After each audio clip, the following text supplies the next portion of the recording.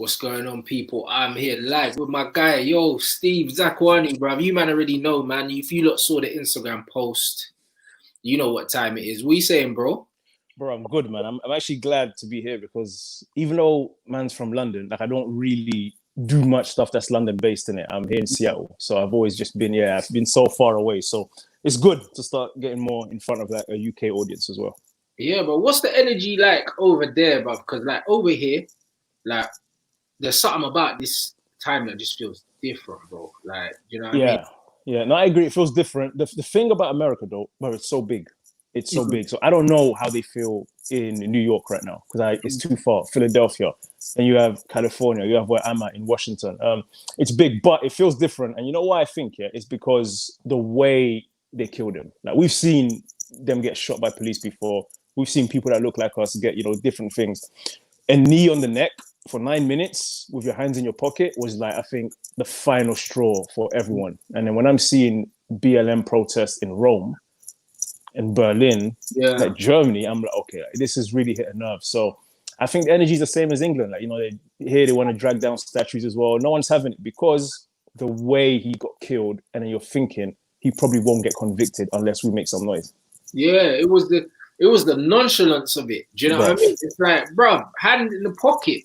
Like when I saw that, he was literally just looking at man and saying, "Fuck all you." And he knows he's been recorded. Yeah. So like he knows. So it's like it's mad. But I saw you tweet and you killed me, and I went to watch the video about the horse clotheslining someone. I'm like, what? Yeah. So when I saw the horse thing with the policewoman and the statue thing in Bristol, I'm like, it's really, really kicking off. Like people don't care. They don't care right now. We're mad here, bro. Like when I tell you, people will get touched in it. Like all these racist people that were coming out saying something. Tommy Robinson came out saying, "Yeah, we're coming down to London to protect Churchill." All these drill MCs and them man were like, "Yo, blood, we'll put money down on these man, bro." Like you understand? What are you saying? Heady One's got smoke for Tommy Robinson. Oh, Heady One said, "I got 100 bags." Anyone that touches him.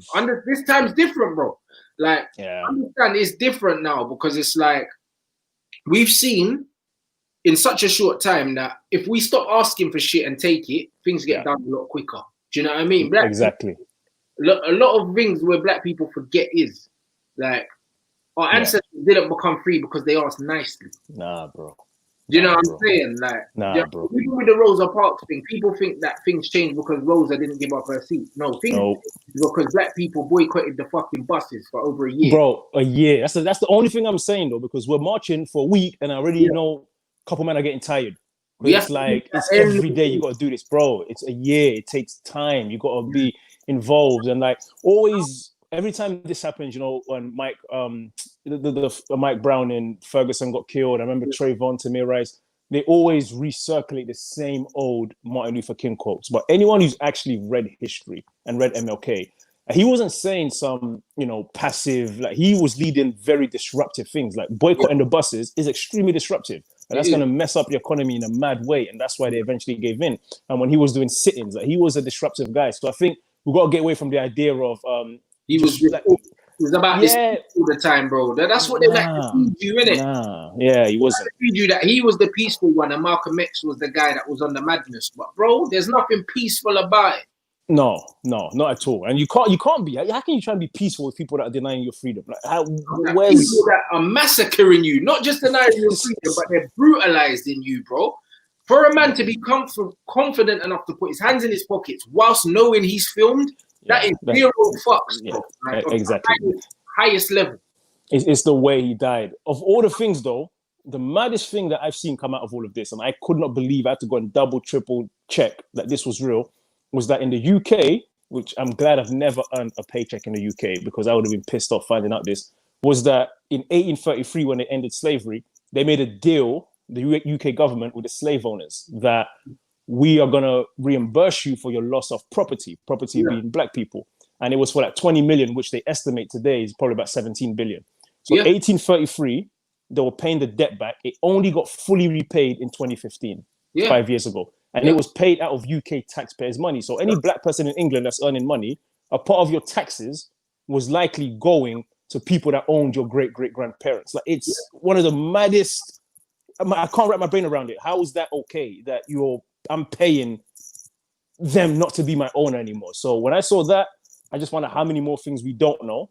And I think people should be happy that it's taken this long to get this angry, because this should have happened way sooner with racism all over the world. But it's taken this long. And now you are seeing stuff get done. People are getting charged, laws are getting changed. So why would we not keep protesting?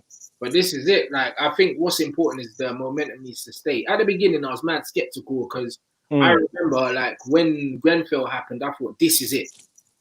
And then all of a sudden, the momentum just disappeared. Until now, no one ain't been charged with nothing. Most of these guys are still homeless.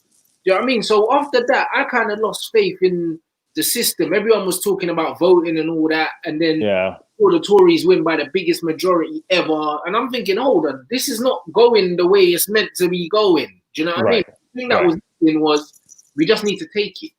You're absolutely right. The Grenfell thing, I remember watching that from here. The fire's bad, the response to it, just how much they didn't care about these people, these poor people dying. Till this day, I sit there and shake my head. And I have friends, and I'm sure you do as well, who will argue with you till they're blue in the face that England is not racist. It's not a racist country. When Stormzy tweeted that England is a racist country, he caught the most heat. And it's this, at least America now, in the United States, they're pretty open with it. A lot of people will be like, yeah, it's racist. Some would say we've got to change it. Some will say deal with it. Yeah. But the acknowledgement's there. In the UK, bro. It has been for a while, because like even in the Southern States and that, them man know about the Confederate flag, bro. Like these man know, innit? Like they've never really denied what they are. Like, nah, they don't care. Like they don't care.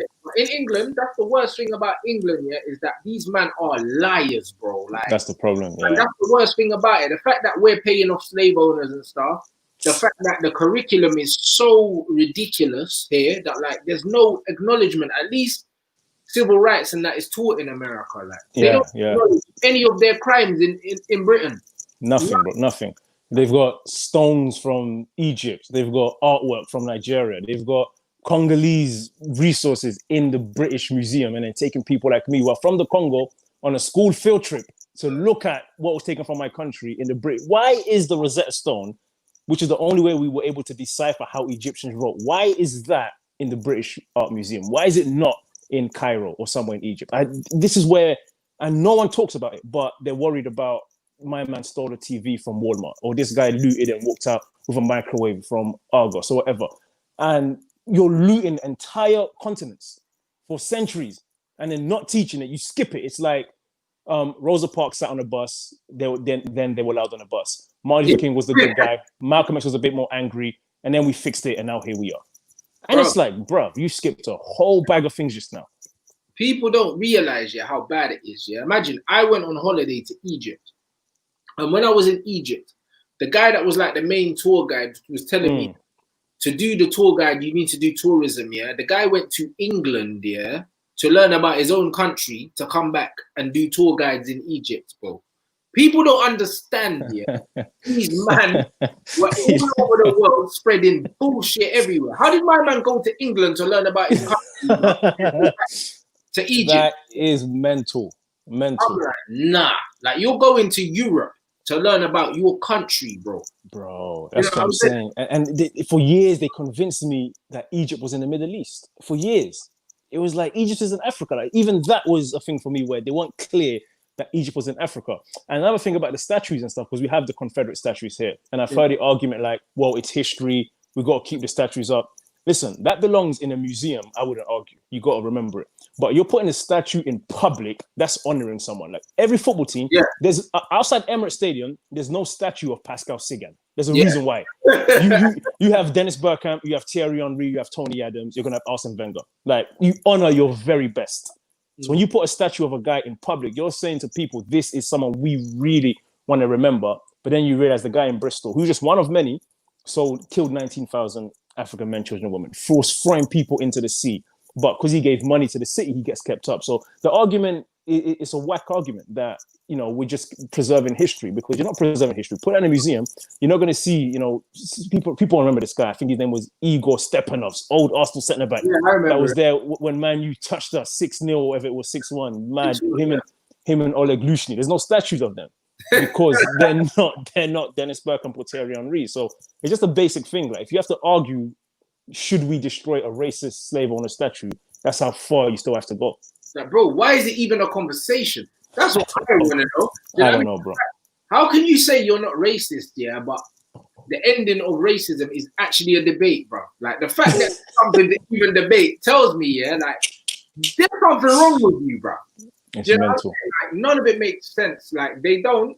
The funny thing is, these men do not acknowledge their past. Like it's so deep rooted, yeah, and sewn into the fabric of actually the existence of Great Britain, yeah. That should give you a fucking example of what we're dealing with, yeah.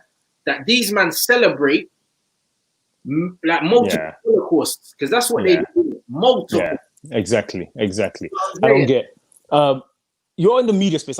I've been thinking about this the other day because I think the normal person like us, or even white people from the ends and people that have just grown up normal, would be reviled by someone like Katie Hopkins. But she has one of the biggest platforms in the UK on social media. She gets TV interviews.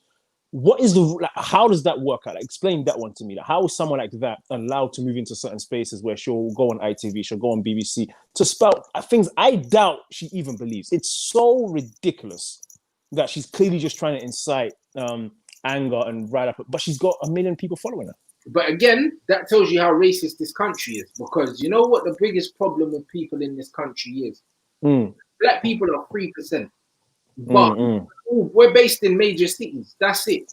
So if we're only 3%, of 65 million, people need to realize that outside of London, 10 million, there's still 55 million unaccounted for, bro.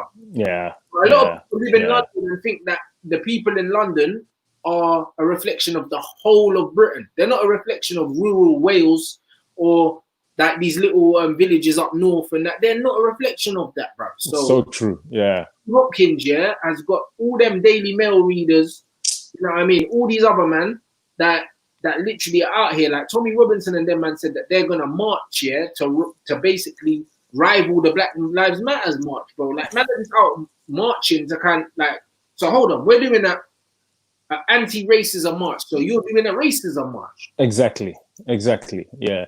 Now, listen, if he goes to London and if those drill youths are serious, it's not going to go well for them because, those guys are on it. Bro, the thing is, you're coming with your football mob, and these men are coming with you that are literally looking to write you off. You know the ones there, and the thing is, there'll be heroes down here. Bro, of course, bro. You'll get statues in Tottenham, bro. Bro,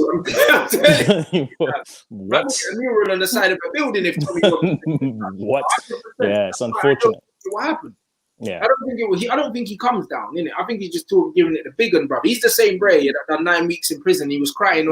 I've seen the video. Yeah.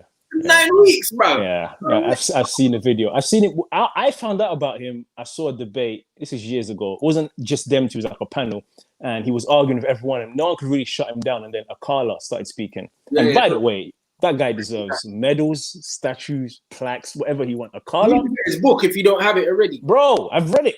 I learned more. He did an address at the Oxford University, the Oxford Union. Yeah, I learned more in that 1 hour and 30 minutes than all my schooling in England on actual history. Yeah, and then the fact that he can then go on fire in the booth and spar with the best of them is that he's too sick with it, because he can he's so intelligent, so educated.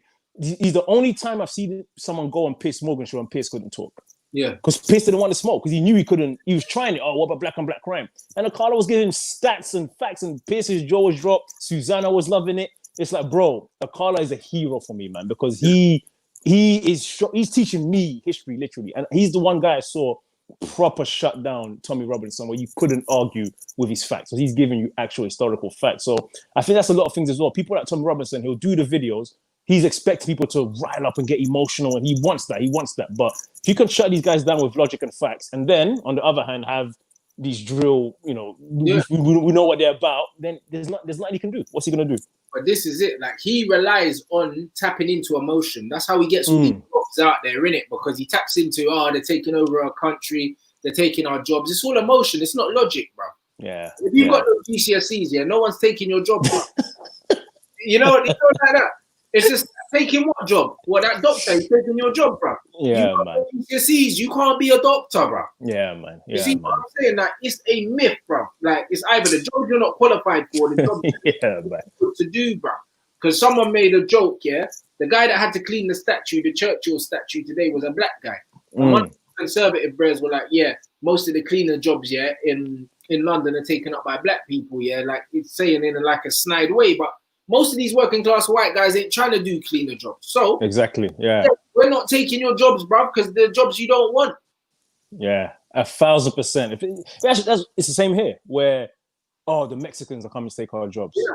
Unfortunately, they're doing jobs that the average white American would think they're above. Like, that's beneath me. I'm not gonna go clean up people's hotel rooms. I'm not gonna, go and do people's garden, cut the lawn and stuff like that. Like, that's literally the jobs that a lot of these guys are proud to come and do, and it's a big part of the economy. So I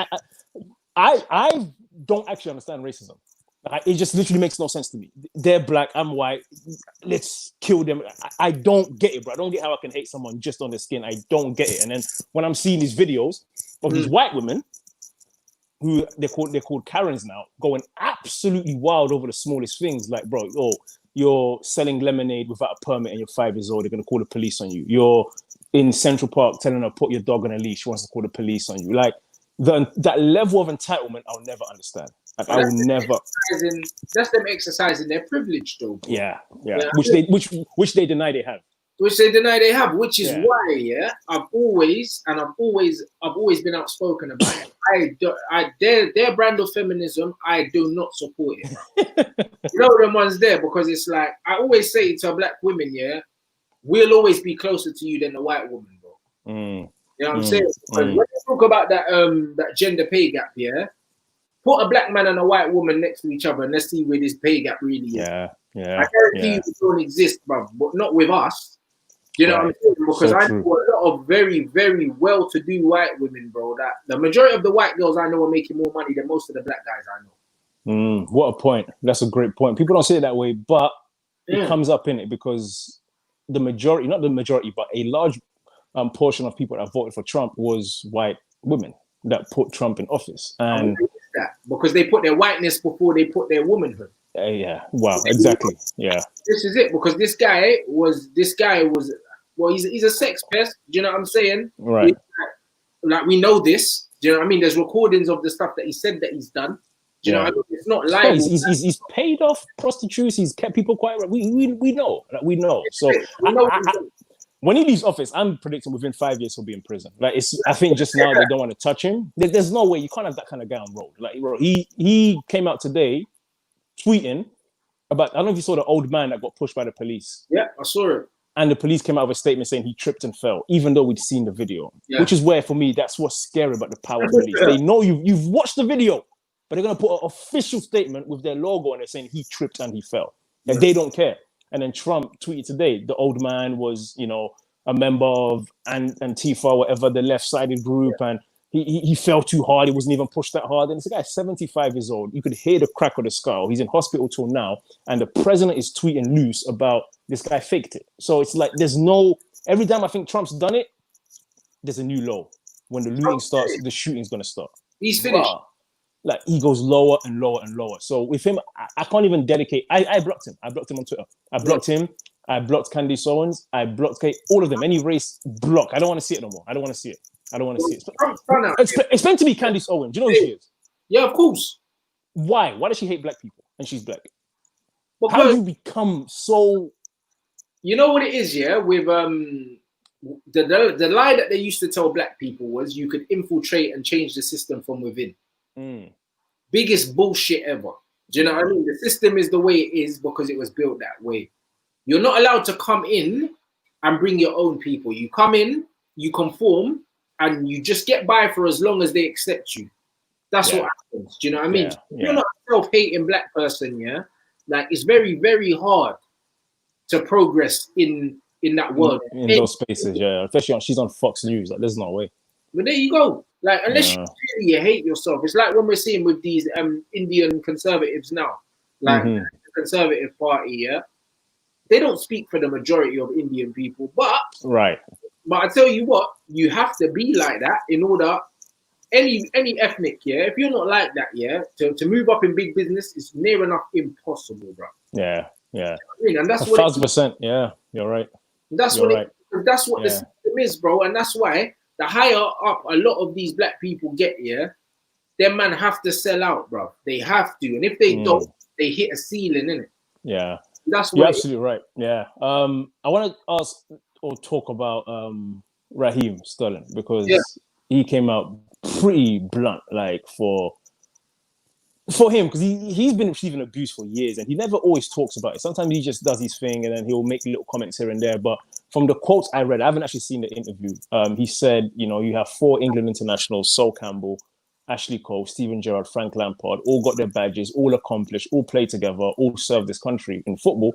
And 2 of them kind of got fast-tracked to the top, and the other 2 are having a very hard time really getting their foot in the door. Lampard did start at Derby, but didn't really take long before he was at Chelsea. I don't think he won anything at Derby either. I think they got to, and then didn't get promoted. Yeah, he's now Chelsea manager, and obviously Klopp's not going anywhere. But you would think if something ever happened to Klopp, Gerrard's name would be very strongly in the mix, whether he get or not. But would Sol Campbell's name be in the mix? Was it in the mix at Arsenal? No. Was Ashley Cole in the mix at Arsenal? No. So does Raheem have a point? And which I know the answer to that, but also, it's gonna be the same attack. He's gonna be attacked. He's gonna get killed and attacked. And Raheem, you should be grateful. And why are you complaining? And he's gonna have all the reasons why Lampard and Gerrard should be where they are, and why Sol Campbell's difficult, and Sol's this and that. So I didn't see the reaction to the conversation, but I'm assuming that's where it's gonna go. Bro, you see the beauty about racism is, what racists do very, very well is they like to divert the conversation, bro. We'll say, but Sol Campbell should be, and you'll be like, but Sol Campbell said this, but Sol Campbell did. They'll always tell you all the reasons apart from one. So why my man shouldn't be there or shouldn't be there, bro. They're so good at it, bro. Because in the cold light of day, Frank Lampard went from playing professional football to coaching a Premier League, an ex-Premier League team with a very good structure and money at Derby County. Yeah. 12 months, bro. Yeah. Do you know what I'm saying? Even Michael Carrick went from playing for Manchester United to being one of the coaches on the dugout within 12 months. Yeah. Do you know what I'm saying? And then the same goes for fucking Steven Gerrard. First club is Rangers, bro. Big club, big history. Yeah. First club, bro. Steven Gerrard. I don't know where or when he done his coaching badges, blood. No idea, bro. Retiring to getting a manager's job straight away, bro. Like you can't argue with the facts. Roy Keane's another one. Went to got a Sunderland job, then a Nottingham Forest. All these men are going and getting Premier League jobs. And then he got Paul Ince got a shit job, even though he was a shit manager. But that's not the point. That's not the point, bro. Like, he should be allowed to be average, bro. Like, that's what he is. Because there's a lot of average and poor white managers that keep getting jobs. Not Macclesfield or something like that as his first job compared to Doug. Yeah, he's at Macclesfield, And I think even to back up Raheem's point is the Premiership started in 1992, were, almost 30 years in. I don't think, I could be wrong, I don't actually have the number here. I don't think there's been more than 10 black managers in the Premiership in 30 years. What? Bruv, name 5, blood. Yeah, all I can think of only Chris Hughton. Rude Hullet. I don't know if Darren Moore managed in the Prem. No, he interim for West Brom. Yeah, interim. There you go then. So you have probably less than 5 in 30 years. Yeah, but bruv, that's what I'm bruv. Listen to this. Dwight York came out today and he said even on thing, he's never even seen a black coach, bruv. Like he said he saw one black masseuse once. Even the staff ain't black. Yeah, it's mad, man. That's bad, man. How come black footballers make up a third of the Premier League, No coaches, no managers in the Prem. And you know what that is, Again, that's systemic racism. You know why? Because black people are always at the bottom of everything. You know everything. Because you're no threat to white supremacy, if you have no power. Right. So you can be a player, but as soon as you're a manager, you have power. Yeah. Because that could upset the power structure. If we've got a manager, then we've got owners. Because then when you've got you can influence the direction in which everything's going. When you're a player, you have no influence whatsoever on the club. If they don't like you, they can just get rid of you. Bro, so true. I'm thinking here, like where I'm living, the NFL, 75% is black. I think you have 4 coaches and general managers, maybe a little bit more than that, out of 32 teams. In the NBA, 1 black owner, Michael Jordan. Yeah, you never get to ownership. You never, which is why probably a lot of people hate LeBron James, because LeBron James, the thing about him, he's unapologetically black. He's not like Jordan during his career where MJ was black, but played the line. LeBron is, especially now, he's been one of the most vocal people. And I think it's refreshing to see probably the most powerful athlete in the world be so black, for black people especially, where he's going to call out Drew Brees, who's like the golden boy, Captain America, one of the NFL's princes. And Drew Brees kind of said some comments that were a little bit off and tone deaf. And LeBron's one of the first ones to jump on him. He goes to war with Fox News. So I think if someone like him gets in the door and ever was to get into ownership, because he always happens to bring the people around him through, and they happen to be his friends, black friends, and put them in positions, I think you'll start to see change that way. But it's the same thing where, that's why I stopped. I know you guys do a lot on this anyway, Pogba and stuff. I stopped arguing about Pogba because when I just saw it was so deep in racism, it was just like, I'm not going to, like, you can't be a football fan, watch him play and say he's not good. That's the first thing. So if you start going with this guy isn't good at football, there's another reason you're saying that. You can't watch someone who can pass how he can, strong as he is, dominates the midfield when he wants to, like, he's a baller. And Pogba isn't good isn't a factual statement you can make. It has to be deep in something else. That's why I just stopped even looking at stuff when people start saying this guy's not good, that guy's not good, and you can tell it's just racism. I just give up, man. I don't even entertain it no more, man. But you know the funny thing, about racism, and you know what's funny as well, when you're speaking to non-black people, and I say non-blacks because when people talk about racism, they only talk about white people, but there's other people they call people of color, that uphold white supremacy just as much. You know what I'm saying? When it comes to us and the racial stereotypes, when you listen to some of the language used, it's people think that overt racism is the only type of racism, but it's the tip of the iceberg, bro. There's more stuff to do with racism and microaggressions that we have to do on a daily basis. Like I've been born and raised in London, and even though I've lived abroad and stuff like that, I've never been victim of overt racism. Really, exactly. Maybe once or twice in my whole life, but I get racial abuse every single day. But when I avert racism, I mean to my face. On Twitter, anyone can chat shit. To my face, I've only ever been called a monkey or something like to my face once or twice. And I remember I was in Dublin or something like that, and these Irishmen had a bit too much to drink.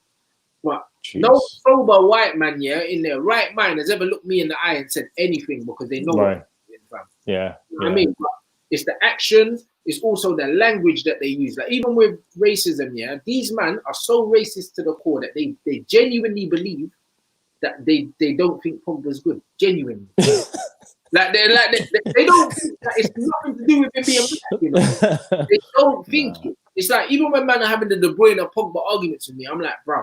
That's a good one though. That's a good one though, because listen, KDB. But when man can have these arguments with me, I'm like, cool, innit?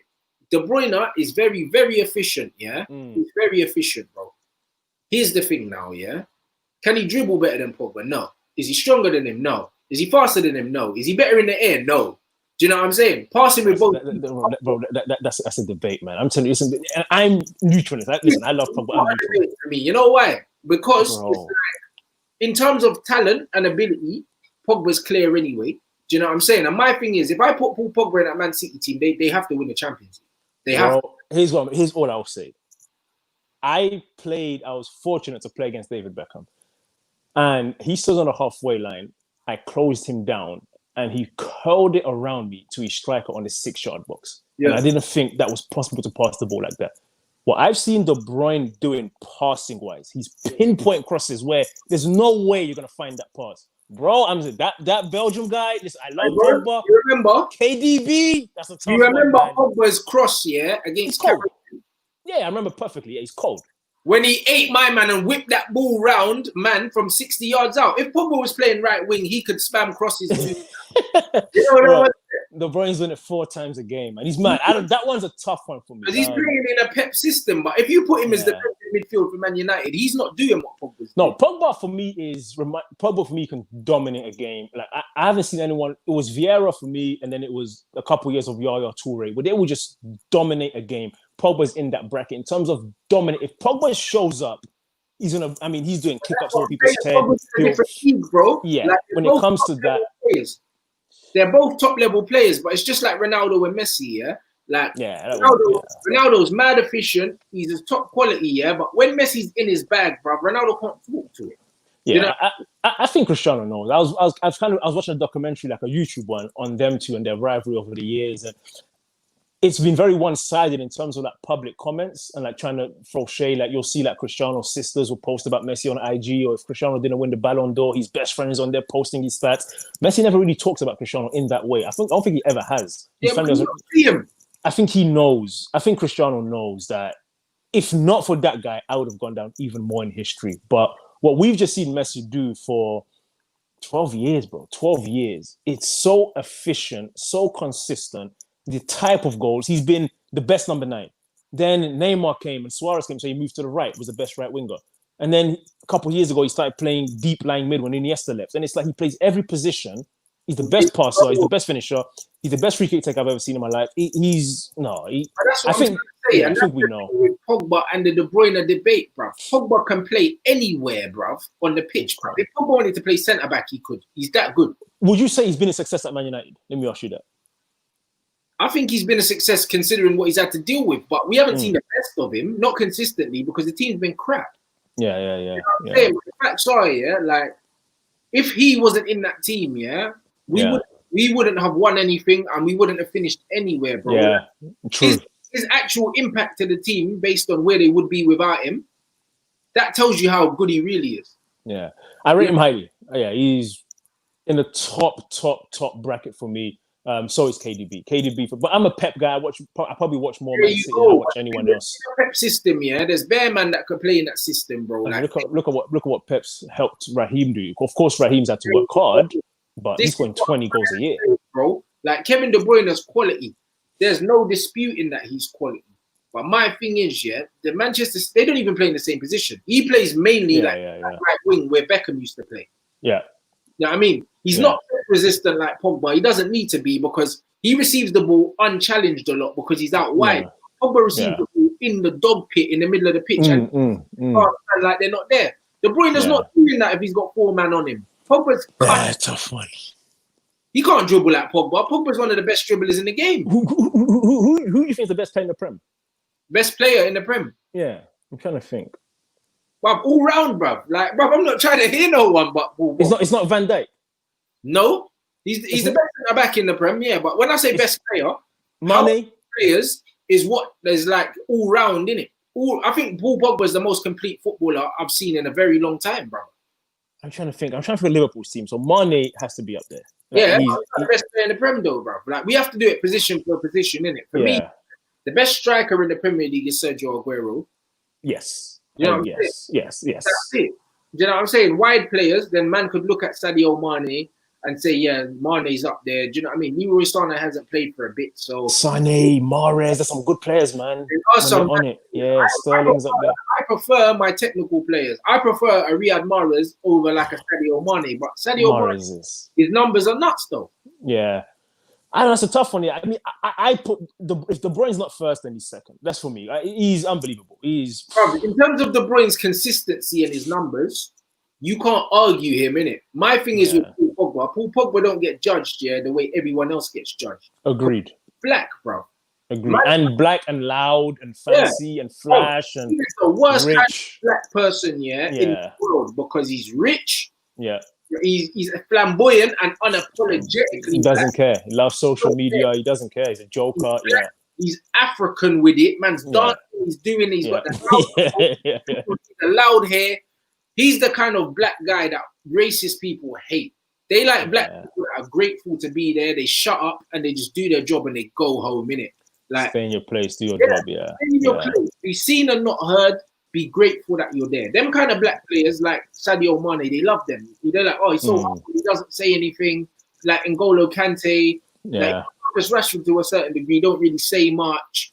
They hate Sterling because he speaks out, bro. He talks out, they don't care.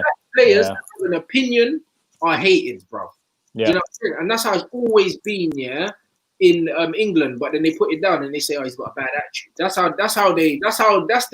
the white racist way of saying, yo, this geezer doesn't. It's crazy because I'll tell you, because like I was at Arsenal Youth Academy. I was talking to one of my friends the other day that was with me on that team. I think people know Terminator. If they don't know him by the grime name, then they know Shabazz, footballer. He was on that team as well. I was talking with him as well.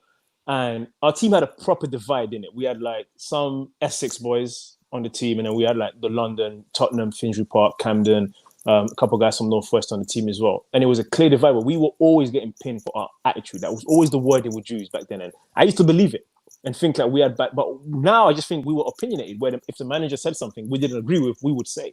Because we were raised that way. Yeah, not disrespectful, but I just don't know. I don't agree that wasn't my fault. Like I would actually, at 13, 12, 11 years old, I would argue that if I genuinely believed it. But to them, that was us, these black kids having a bad attitude. So you see it from young, yeah.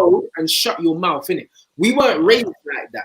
We were raised to challenge things. Do you know what I'm saying? And the thing is, yeah, like that's a cultural thing. And that's why representation is so important. Because if you've got black coaches don't think you got attitude. Right, they know. Yeah, I was lucky at Fulham that I had black coaches. Do you know what I'm saying? Like Johnson Hippolyte was there, and then he ended up at Hayes and Yedding and that. Do you know what I mean? And he was a black coach, so them man knew how to deal with us. Do you know what I mean? There were other white coaches, but those were in the they were in the majority, like in the minority, bro. Like it's just when I look at like Ravel Morrison and how talented he is, yeah. It's only because he never had black coaches at Man United. There's no other reason. Because I tell you what, a black coach would have said, listen, my you, I know that this, that, and the other's going on, but when you're here, and they would have just patterned him up. Yeah, that's absolutely right. Yeah. That's what would have happened, you know? Yeah. Again, so true, man. Talk back, and then all of a sudden you get blacklisted. My boy, hold on, did you play with Kerry Gilbert as well? Bro, me and Kerry used to go at it. See, Kerry's my brother, innit? Like, Kerry, he was the age group above him. I know Kerry really well. Yeah, exactly. He's another one got blacklisted, because he had an opinion, bro. So all of a sudden, man are like, oh yeah, like we heard you got a bad attitude. He ain't got a bad attitude. He's a good boy after his mum and that. But what, man? But if you say something to man, what, you can't ask you a question. Yeah, very true, man. Happened a lot, man. I remember at Arsenal, there was Jay Bothroyd. He got let go because he had an argument with Don Howe, legendary coach. Yeah, top player, never happened for him. Rohan Ricketts, another one that was with us. It's true. You see it a lot. Since we're debating, I want to ask a question. Have you seen much of Jadon Sancho? I love that guy. Okay. Yeah. Sancho or Zaha? Oh, now Zaha's further ahead in his development. If man said to me, like the ceiling, Sancho's ceiling's higher. But at the present moment, I think that Wilfred's better than him. He's older, more mature. You know them. I just don't think I can put anyone in Crystal Palace who's going to create 8 clear-cut chances a game. Yeah. I see Zaha do the mad, like, bro. He's a game by Manchester United, bro. That made no sense to me, man. Or Fergie left, it was David Moyes. And I do know David Moyes as well because I trained with Everton in 2010. I spent was that good Everton team. Donovan was there? Yeah, so Donovan was there. So that same year. So Pina, Saha, Yakubu. Cold, bro. In training, I've never seen a player like Pina. I couldn't believe it. But he didn't care. He just was kind of chilling, but we nutmeg this guy and then little 1-2 here and then pray through this guy's leg. It's very mental. You know, it's mad because football, you can see when people are sick. I remember when Thierry Henry came to New York, MLS, and I was like, if he's not playing with the very best players, he's in his 30s now. He might not be the same Henry. He lives in Soho. He lives next door to Swiss Beats. He loves the New York life. He's getting tattoos and going to different shows, jazz clubs. I didn't think he was here for the football. And he kind of coasted through regular season, bro. When playoffs came, I'll never forget the 2012 or 2013 playoffs, one of those playoffs. This was like Thierry Henry of Arsenal. Ask Bradley Rat-Phillips, because Bradley played with him. Them two were playing up top. In the playoffs, Henry changed the team formation. He said, we're going to play 4-5-1. I'm going to go left mid. Back to my Juventus days, bro. He was dominate up and down, left wing. Because people don't, this guy is 6'3", wedge. You can't move him, fast. And I remember getting a chance to train with him in a training session when they came to Portland and seeing how good he was in training. So I've always used the barometer for me is training. I want to see Steven Pienaar in training every day, consistent, ridiculously good. And I'm like, okay, this guy's there. When I've heard people talk about how Iniesta is in training, or this guy in training. So I always use that. And I say that to say there's someone I know who was at Juventus and trained with Pogba. And they said every single day you just took your breath away. Every single day. Because you hadn't seen that kind of ability. And this is Juve, powerhouse, technical Italian league, and he was the boss with Vidal and all those guys there. He was the boss of that team. So it takes me back to how much I appreciate Pogba. That I don't think we've seen the best of him at United, partly because of him, partly because of the coaches he's had. Yeah. But as a footballer, if you don't like him, what do you like? Bro, honestly, I struggle with it. We're Ronaldinho guys, innit? Bro, in terms of flipping ability, no one can't chat to me about Pogba. That's why even with the De Bruyne thing, De Bruyne is in his prime right now, Pogba ain't. You know them ones there. And Pogba, we ain't seen the best of him, because so good. This guy plays everywhere, blood. If man said, all right, Pogba's my number 8, now cool. You're going to play here for 3 seasons. What he's doing is a joke because he's actually matching De Bruyne for numbers in terms of per 90 minutes. And they're 2 completely different positions, bro. In 2 different systems. And then when they played against each other in the World Cup, Pogba shit on him, bro. What is it? He played France, bro, remember? I'll give you that as well. He's a big game player. I remember when Man City almost won the league a couple years ago. And then turned up and scored a break. Turned up, scored a couple goals, He's a big game player. He turned up with blue hair, blood. And scored a brace against Man City. He's a big game player. Big game player. And this is Pogba. The slander Pogba gets, same with Neymar, It's only because they're brothers. If them 2 men had white skin, people would be talking about these men like they're the greatest players ever. Bro, Neymar would be the best player in English history if he was English. Neymar? Bruv. Come on, bro. Neymar, bruv. R9 is the only player in the history of football, that had more goals than Neymar, at the age of 17, bruv. Imagine him being an English player doing the stuff he does. Listen, Neymar, I know people don't like that he dives, there's theatrics. Listen, for me, it's Messi, Cristiano, Neymar. Until I see otherwise, I've seen him call people over. Call them after call you over and then doesn't move to you. Like he'll literally go in the corner, call you. Not you, call you and then do something to you. The level of arrogance and ability to do that, to call someone and do a rainbow over their head, people don't understand how, and you're a target, how difficult that is. Neymar, when he was at Barca, there was a period where I was sitting there like, he's catching Messi. Like on his day, he was like, bro, he was better than Messi, in that system, bro. Like as soon as he left, Neymar, they struggled to win Champions Leagues after Neymar left. Yeah, bro. They had to rechange everything. Yeah, Neymar. He was integral in that front 3, and people don't actually understand, like. Again, and that's why I say, like, even with the Rooney thing, when I tell you about racism, they were calling Rooney the white Pele and that, bro. Bro, before Rooney had done anything in football, they had the song about the white Pele. Rooney's got 2 World Cup goals. Pele's got 12. Pele's got 12 World Cup goals. Rooney's got 2, blood. Let me say that again. 2.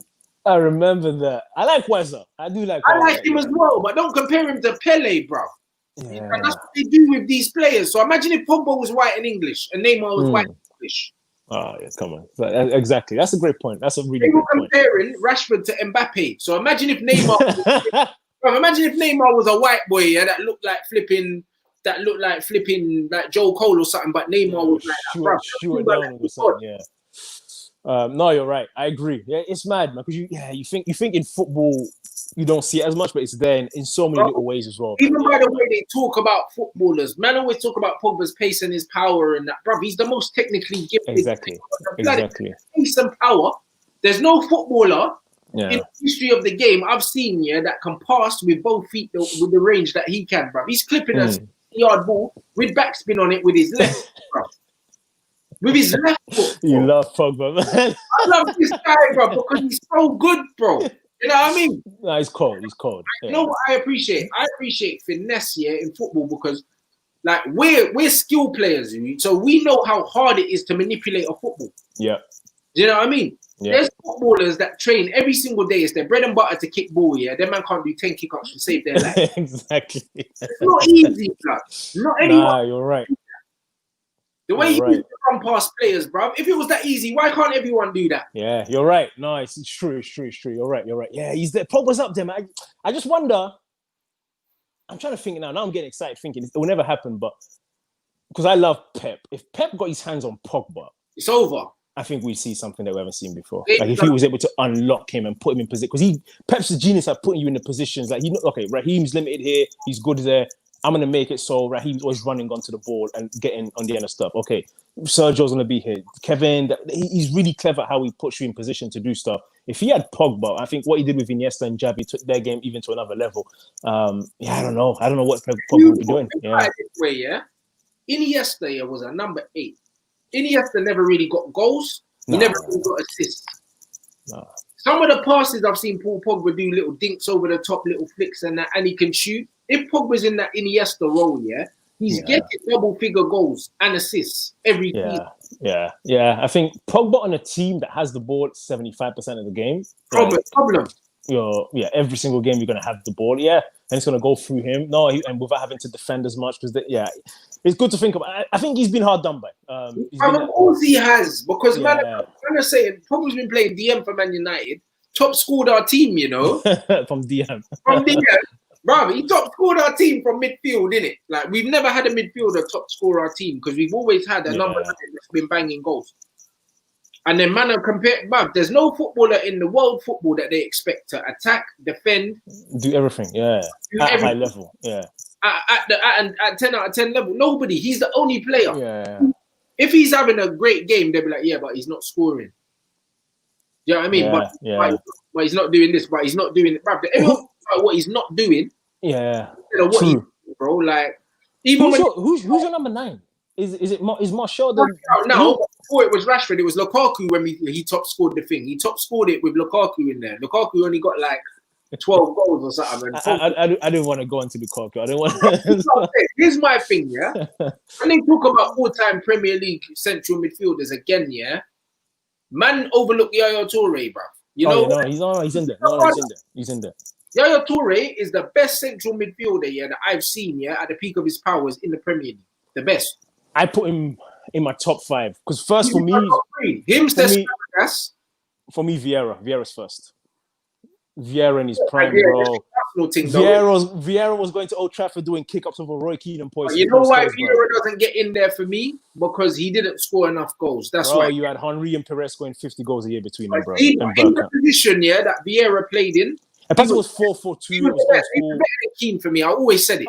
That's not even close. It was not even close. Way better than Roy Keane in terms of ability. I mean, Gerrard wrote in his book that Vieira is the best he's ever seen. Vieira, for me, bro, 4-4-2 on that small pitch at Highbury, 10 steps from end to end. This guy was different. If we're staying in a 4-4-2, then obviously the players, that's a different era. I like to split the Premier League maybe into 2. But Toure is there. Vieira, Gerrard, in the new era, I say in the last 10 years, Yaya Toure is the best central midfielder that I've seen in the Premier. There was a time when you couldn't defend him because he's too powerful. You just run straight line and finish it. You couldn't do anything about it.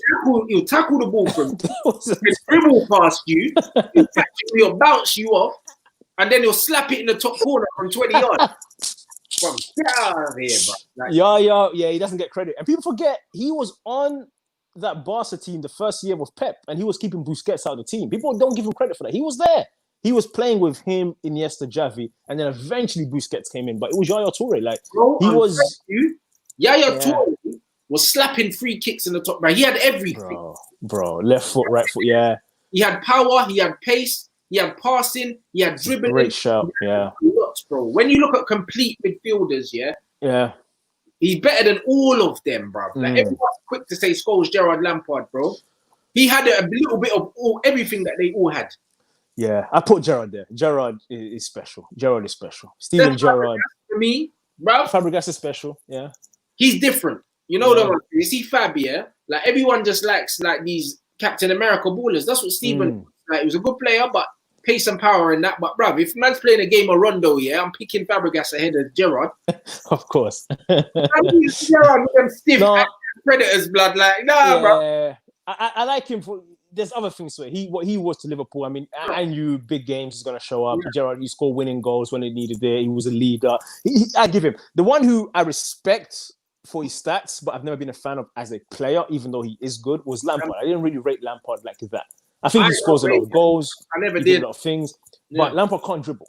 Like you literally can't put someone in front of Lampard. He wouldn't know what to do to get past them. Bro. Like he needs to operate in it. Like as a footballer, for me, if you can't operate in tight spaces as a footballer, I don't rate you in it, and that's why I believe you see people like Paul Scholes and that. That's why I believe Scholes was better than Gerrard and Lampard because he could play in any system. Bro. You put him in that bop, short ball and that, then balls around the corner, when to let it run, all that. Bro, that here, bro, it's different. Scholes was top. Yeah, Scholes was top. Gerrard's up there. Scholes was top.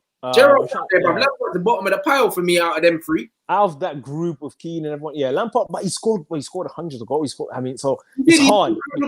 Yeah, but man took penalties. You know what I mean? And also he got assists because he took set pieces as well, bro. Like that's 2 minutes.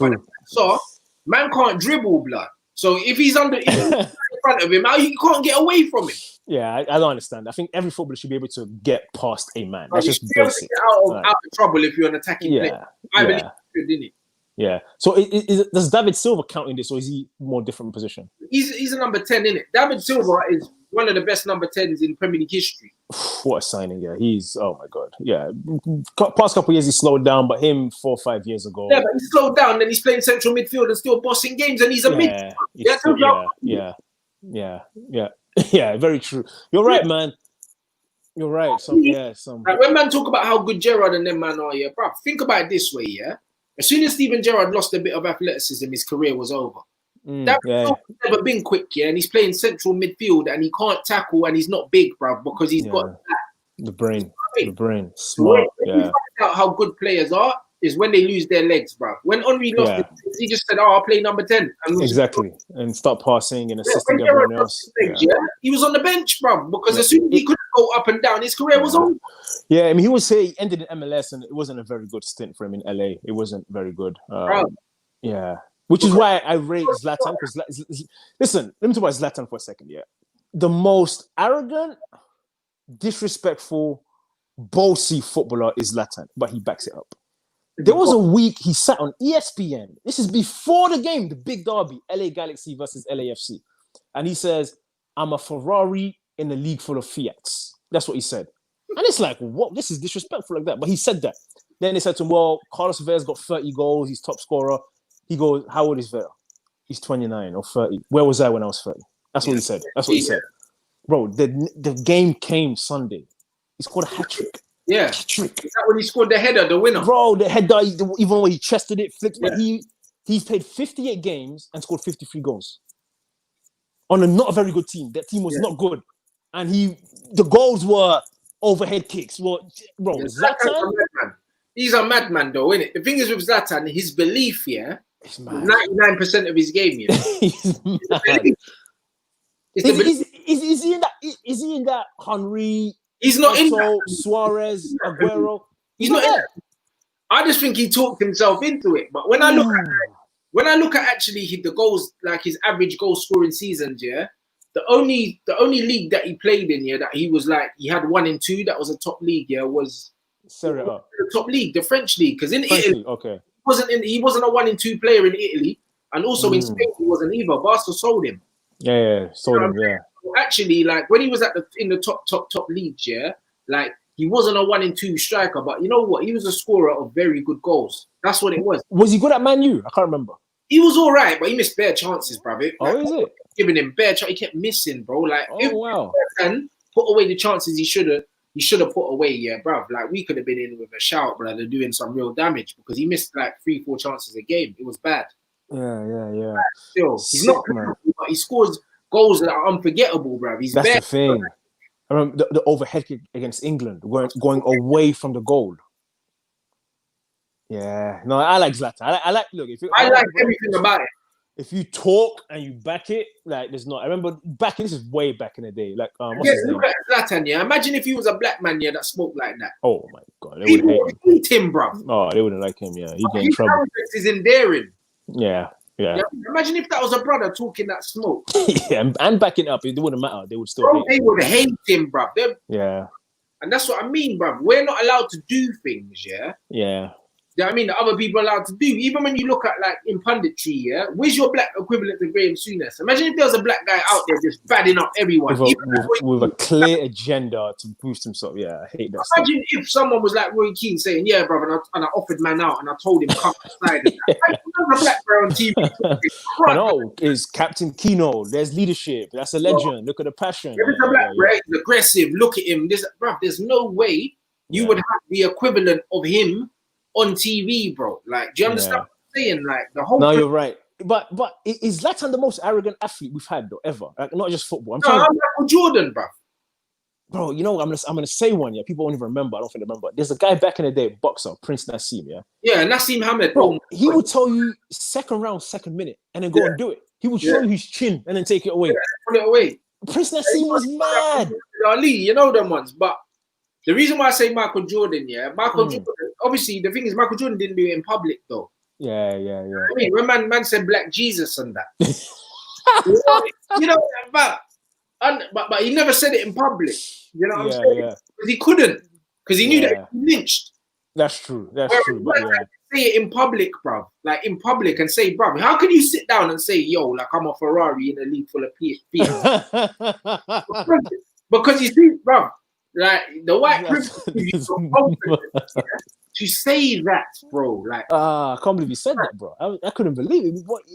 He didn't even like care that he has teammates. He has that. Zlatan, that's one of many quotes. Like Zlatan was on smoke when he was saying he would talk every week, but he was backing it up. That's why if you can talk, like Prince Nassim saying, it's going to be third round, first minute, and he goes and does third round, first minute.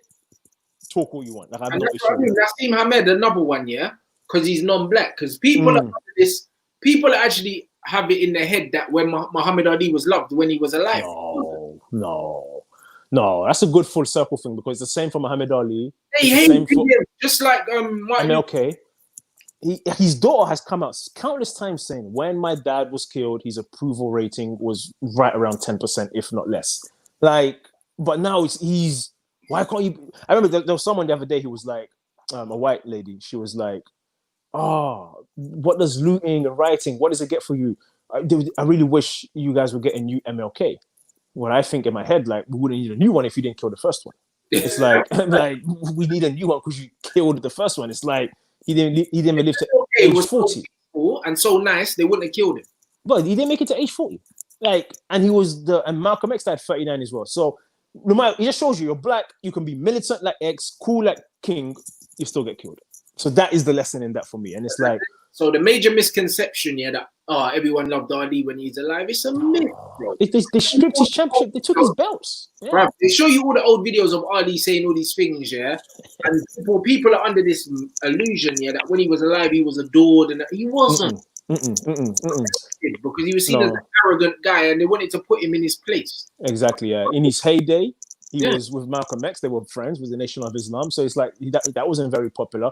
He refused to go to war, so they took his belts from him. Changed the name from Cassius Clay to Muhammad Ali. Like, he was very clear about his beliefs and they didn't like him until he got older and sicker and couldn't really talk anymore. Then it was, we love Muhammad Ali. And I mean, and it's nice. And that's why, I feel like with someone, that's got a very, very mixed following, like people need to understand the microaggressions, and the way the system oppresses us and the way the system views us and judges us completely different to everyone else. And that's why I don't do the whole people of color thing, bro, because Asian people don't. What's the UK one I keep seeing? BAME or BAME? What is that? And minority ethnic is the same. So what they do is they use black and minority ethnic, so they can put Asians in there to boost the number up to make it look like they're not racist. That's what we do right now. It's not even the same experience whatsoever at all. Bro, it's not even close, bro. And let me tell you why it's not even close, because it's one of them ones where, listen, even if we just go deep down to colorism, the issue of colorism, in the Asian community, bro. When you look at, like in like Asian families, the darker you are, the harder your life is, bro. From your own. Yeah. You know what I mean? You've got Bollywood people, advertising bleaching cream and stuff.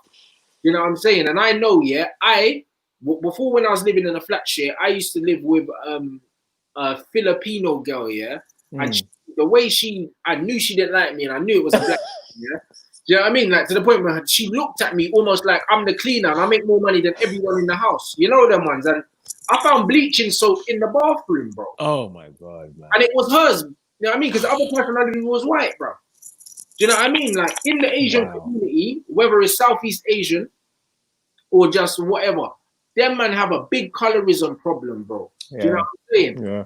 If you're black, do you know what I'm saying? They treat the white man better than they treat their own people a lot of the time. Yeah. You know you'll see at times when, you know, like the generation of them that's born in England, in London especially, and their daughter wants to marry a black guy. That's when it'll come out. Because that's a no-go. I want to marry a white guy. It's okay. Yeah, it's not. Yeah, they shouldn't be lumped in as black and Asian. They don't go and like our experience is the same. It's not, bro. Like the Asians have a much more thriving middle class than we do. Yeah. Do you know what I'm saying? Like the black people, we make up 3% of the United Kingdom, and we make up nearly 50% of the underprivileged. Yeah. But so then true. Our struggle's the same. It's not the same, bro. Do you know what I mean? So true. Let me ask you this before we go. I want to ask you this. I did want to ask you this. What have you made of the response in the black communities amongst influencers, athletes, grime stars, drill stars, with everything going on? Are people like willing to risk brand sponsorship endorsements? Is it mixed, or is it the majority are keeping quiet? I think it's mixed, isn't it? Like Anthony Joshua came out and basically said, "Fuck everyone," innit? Wow. And John Boyega? And John Boyega said it. John Boyega came out and again said, "I don't know if I'm going to have a job after this." You know what I mean? Because that's what black people risk, you know. When we're speaking out for our freedom, we risk losing our livelihood. Yeah, getting blacklisted. Yeah. Runs, you know, that we risk losing everything. And Jordan Peele messaged me and said, "Listen, don't worry, we got you." We got you. Yeah, I love that. I saw that. Yeah. You know them ones. And you know what? Black people can now do this because now there are people like Jordan Peele and stuff like that that have their own, like Tyler Perry, yeah. So you can't tell man that we can't do this, no. Yeah. You know what I mean? There's people like me that have my own platform. I say, you can't blacklist me, bro. Right. Guess what? You can't cancel someone you never supported in the first place. Great point. You know what I'm saying? So because my people fuck with me, my people still gonna be here no matter how much you try and drag my name through the mud on Twitter. It's still gonna be here. I'm still gonna make money. You can't take it from me. No, I love that. Same with Anthony Joshua. He manages boxers. Not only is he a boxer, but he manages Lawrence Okoli and all these guys. He's a businessman. If he never fights again and you never buy another Anthony Joshua ticket, it's fine. He's still eating. It's cool. Yeah. He can say fuck you. Yeah. You know what I'm saying? It's the first time in history that a lot of us have our own, where we can say what we want to say, and if it don't work out, fuck you anyway. Yeah. You know what I'm saying? So, great point. But you think it's been mixed? Oh yeah, but then there's a lot of players that aren't saying a lot. They're putting out very mixed messages, and I feel like now is the best time to just say it with your chest, bro. Yeah. You know what I'm saying? But again, just like Michael Jordan, the reason why when Michael Jordan's come out and said that he's donating 100 million, why I don't care, is because when you had it all to lose, you weren't saying you weren't doing it. Yeah. Now it's fashionable and everyone else is donating money. You want to donate money, bro. No one cares about your 100 million. I don't. Yeah, I see your point. The reason why I don't care about your 100 million now is because your word then would have been worth more than 100 million now. Yeah. You didn't get it. Do you know what I'm saying? Like my thing is, 10 million a year is less than £1 million a month. That's cheap advertising for the Jordan brand. That's what that is. Do you know what I mean? That's all that is. No, I agree in the sense of people, if you want willing, and this goes to brands, corporations, PR, everyone that's making statements. If you wouldn't have said what you're saying now in that way, where it's clearly Black Lives Matter and racism is wrong, if you wouldn't have said that 6 months ago, we don't want to hear it. Like I don't want to hear it. I don't want to hear that you had an epiphany or you suddenly get it. It's been in your face. Like you don't now understand it's racism. So it's actually the easiest time in history to talk. In our lifetime, at least, to talk, like, because it's popular to be against racism. But when it wasn't, and Kaepernick was kneeling by himself with 1 or 2 teammates, and no one else was with him, and Trump was calling him a son of a bee, and he was ostracized and blackballed, and all of that, just 3 or 4 years ago, would Jordan have talked then? Probably not. Where was Jordan then? When Kaepernick was kneeling? Where was? I'm not having. I've been with him the whole time. Yeah. Where the hell? Right. You're right. I feel like people like you, though, you obviously Steve-O, with their own platform, they more likely to say whatever. But I don't know how it works. So other people that have partnerships with certain brands, etc. I don't know if there's still that fear of we might lose it. Maybe not, because the brands themselves are also saying we support. So maybe not. But before they weren't. But the problem is with certain things being off-brand. Yeah, if I'm a black man, standing up for black rights isn't off-brand. Exactly. Yeah, it's who I am. Do you understand what I'm saying? So when certain people don't want to say nothing, bro, you're selling out your own people, bro, because before you're a man, you're a black man. Exactly. That's it. Do you know what I'm saying? And that's how it needs to be, because at the end of the day, like, if you're keeping your mouth shut, then these men can take that money away from you anyway. Exactly. Do you know what I'm saying? Like, black people are stronger when everyone's strong. Yeah. You know what I mean? There's no point you being up there on your own, because the guy that's giving you that check can just decide that he's not going to give it to you no more. Then what? Yeah. You know, so true. Remember that they're black, only in hard times. You know? Exactly. Yeah. When they're fucked, they're like, black people support me. But hold on. But when you was up, you didn't remember you were black, fam. You didn't remember. Now all of a sudden, Black Lives Matter, bro. They didn't matter to you, blood. They didn't matter to you before, like Tiger Woods. Get the fuck out of here. You know what I'm saying? But man's been out here saying he ain't black. And now all of a sudden, man, don't even give us a statement. Don't give us one. It was a week. Don't even bother giving us one. You know what I mean? You're black, when the white woman was smashing up your car with the golf club. You know, like that. He didn't remember he was black. All the time, shit, he never said nothing about the black community, not once, bro. So true, man. It's crazy, man. I don't get, especially at Tiger Woods level, you're set for life anyway. Just talk. Like I don't get it, but yeah. You don't care, bro. Do you know what I'm saying? And that's just what it is. You don't care, bro. A lot of these men identify more with their financial status than they do with their race, because as far as they're concerned, they're around so many yes men that they don't even feel black no more. So true. You see all the time. Yeah. Everyone you're around's licking your ass. You don't feel like you're black. Everywhere you go, you get VIP treatment because you've got money. True. So you don't feel your skin color, bro. People associate the being black with the struggle. So when these men are not struggling, it's like that. You know what I mean? It takes a black man that's at the top of their game, in their prime, with everything to lose. That's when I'm gonna judge you, innit? Yeah. Which is why John Boyega's respect from people as well. He was not just saying Black Lives Matter. He was unapologetic. John Boyega went mad on Twitter, and then he went to the marches, and I respect him a lot, man. My man was saying, we need to do this, we need to do that, you need to look after your women, everything, blood. He said everything, bro. You know what I mean? That's real leadership. That's what I wanted from MJ. Didn't get it. You know what I'm saying? We got that from Muhammad Ali. You know what I'm saying? We get from LeBron. Yeah. Get it from LeBron, bro. Yeah. You know what I'm saying? Like, when you, like, these are positive black role models at the top of the game. We're getting it from Lewis Hamilton. Lewis Hamilton's been outspoken about the racial abuse that he's received. He used to get beaten up as a kid, bro. Yeah. Do you know what I'm saying? In that community. Yeah. He hasn't received the knighthood because he's so outspoken about his blackness. That's why he didn't get one. Wow. So true, yeah. And that's another reason, because he's black and he's outspoken, so no knighthood for you, mate. Do you know what I'm saying? If Anthony Joshua not careful, they'll take his one. Yeah, so true, yeah. But hopefully them times are over, man. I don't know, man. I think this feels different, but I've seen it before where in 6 months' time we go back to normal and everyone moves on. So I don't know if it'll happen now. But I think it's down to us, though. I think that we have momentum. We have to keep people accountable for their actions. Do you know what I mean? And the thing is, what I said to people, this is racist versus non-racist. This isn't black versus white. Yeah, nah. Like, we need to drop this, And if you're a non-black and you're not racist, it's not good. It's not enough for you to just not be racist, bro. Nah. You have to be anti-racist. You have to be at the point where racists don't feel comfortable saying racist shit around you, bro.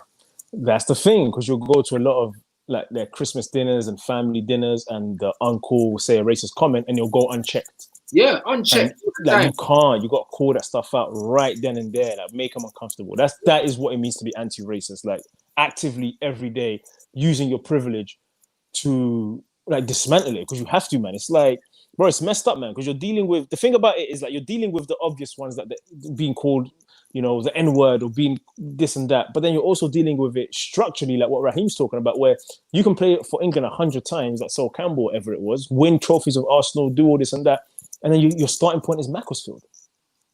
Like Macclesfield. That's like the black men, yeah, that went and come on, bro. You know what I mean, in the ward and came home and they told you, yeah, you can't drink from that water fountain. You see what I'm saying, bro? Like you can serve your country, win a war, and come home and get told you ain't allowed to enter a building.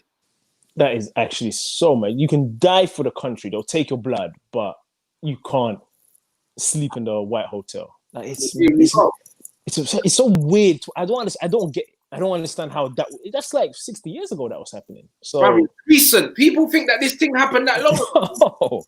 Come on. This happened in our parents' lifetimes, bro. Matting, bro. Matting, man. I think we covered everything. I don't know. What did we cover? Yeah, that's what I'm saying, bro. That was calm, bro. I can't even lie. Like that's a mazza, bro. Like for the pilot, like that's nuts, bro. Like, perfect. Yeah. Bro. Do you know what I'm saying? It's just nuts, bro. Like, fam. Like this is just gonna be, bro. This is gonna be too easy. Not even, it's gonna be too easy, bro, man. But it was a pleasure, bro. There's just so many things that man can touch on, and that's why it's important, bro. And that's why I keep saying to my people, bro, because I've got such a multinational channel, bro. I've got like people in like I just had another show. I was chatting. I had a guy in Qatar. I had one guy in Blackburn. You know them ones like all over the world, bro. Like I've got big following in Dubai. Like India, all over these places, bro. Like it's important for people to know, yeah. It's not just all right to be not racist, bro. I know you don't fuck with me. You know what I'm saying? Because I'm not a likable black guy, bro. I'm the worst kind, bro. Right. Worst kind of black guy. So you're not racist. You know what I mean? Because I'm the black guy. I got the confidence of a white man, bro. You know that white confidence, bro. That's unshakable. Like put your while you're being filmed, like. That kind of confidence, bro. That's the kind of confidence I have. I say whatever the fuck I want to say. Yeah. You know I mean, I don't have, you know what I mean? I don't have no inferiority. I don't have this, oh, you know what, maybe I just want to be liked. I don't care, bro. Right. You know I mean? That kind of confidence on a black guy is not attractive, blood, to people that don't like black people. Fact. You know what I mean? I'm not the quiet guy that's going to sit there and just blend in, bro. I'll say my thing, and I'm unshakable with my opinion if I believe in it, bro. So, facts. I know they're not racist, but it's not good enough you not being racist. You can't allow people to be racist around you, bro. Exactly. You're not doing enough. Yeah. It's a time for anti-racism. That's very true. It's a time for people to realize there's no race war. That what is Tommy, the EDL guy, is doing. It's not a race war. It's nothing to do with that. But it is time. This can't continue, bro. You can't keep just because people look a certain way, telling them they can't reach certain positions, and we got to end that nonsense. So it's true. It's time to be anti-racist. Everyone's got to fight back against the system, bring it all the way down, and then rebuild. Because England, again, and I just wish England would be honest. I would prefer it so much more if they're like, yeah, we were so racist. We're built on racism. We still have racist memorabilia, statues around the country. Let's bring it down. But this denial that they were ever racist or that they even are racist, it's weird. I don't get that about England. I've always struggled with that. But they're like, oh, Churchill, yeah, he was racist, but he was a good guy. Like he done. This guy's saying the maddest things. Yeah, they're like, yeah, but he beat Hitler. So what? Hitler's the benchmark now. So what? Yeah. We're comparing man to Hitler now. That's like I'm saying, you know what? Yeah, cool. Like Epstein was a nonce, yeah, but I mean he's not as bad as Jimmy Savile, like exactly. So man are comparing man to next man. Now come on, bro. Like you can both be wrong, you know. Exactly, especially when it comes to racism. Exactly. That's what I'm saying. There's no such thing as good, bad person, bro. It's either you're good or you're bad. Yeah. No, I agree. Yeah, racism. Yeah, it's not a spectrum. You're right, man. You're right. But this is good. We can touch on so many things, man. Like, obviously we've packed a ton into it right now. But I'm just from music, sports, politics, just bare different things. It's a good thing. It's a nice little thing. We got so much coming. There's so many different things. Do you know what I mean? It ain't obviously this BLM thing is prominent. And it's going to be prominent because we're not taking our foot off the gas, bro. Like we're going to get what we want. Do you know what I mean? But at the same time, everything can get covered, bro. Yeah. Anything that going on, man are gonna talk about it. You know what I mean? But yeah. Like, for the first episode, that was solid, bro. Yeah, we just build it organically. Just build it organically. Just be consistent, build it. Yeah, I'm gonna figure out my thing. I didn't realize like I have this stand. I didn't even know I could lower it and put it here. I'm like, well, that's what I'm saying, bro. Like, it's the first one in it, so like, we'll sort it out. But yeah, I'm not a technical guy, but no, perfect, bro. Sick, love that. Way forward, bro. British audience and that, bro. They'll be used to it. Yeah, love that, bro. Yeah, and that's it, brother. And then when you come home. You get me? Man's already got the platform. That's it. Perfect, bro. Love it. I'm on it. This consistency and that's it. I'm on it. That's it, bro. So yeah, we can just do same time, innit? Just do same time. So keep it Tuesday. Same day, same time. We'll record it, innit? And then man will just put this out tomorrow. Sick, bro. Sick. Let me know when you put it out so I can post it as well. Yeah, that's gonna go out. I'll schedule it to go out tomorrow. Yeah. All right, bro. Sick, man. All right, my G. All right, bro. Talk soon, man. All right, in a bit. All right.